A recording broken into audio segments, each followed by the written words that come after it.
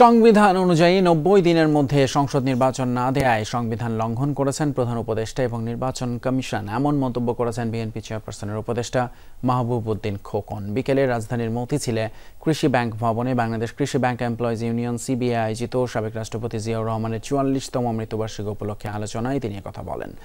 নির্বাচনে যত বেশি দেরি হবে তত দেশের পরিস্থিতি নাজুক হয়ে যাবে বলে মন্তব্য করেন তিনি। অনুষ্ঠানে কৃষি ব্যাংকের সিবিএ সভাপতি ফয়েজ উদ্দিন আহমেদ বলেন, জিয়াউর রহমান যে শেখ হাসিনাকে দেশে ফিরিয়ে এনে রাজনীতির সুযোগ করে দিয়েছিলেন, সেই শেখ হাসিনাই বিএনপির সাথে প্রতারণা করেছে।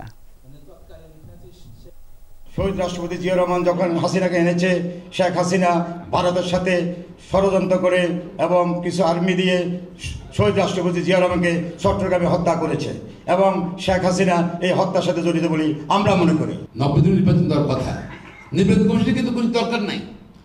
শুধু একটা নির্বাচনেই নির্বাচন কমিশন কারোর মধ্যে আলাপ করার দরকার নেই।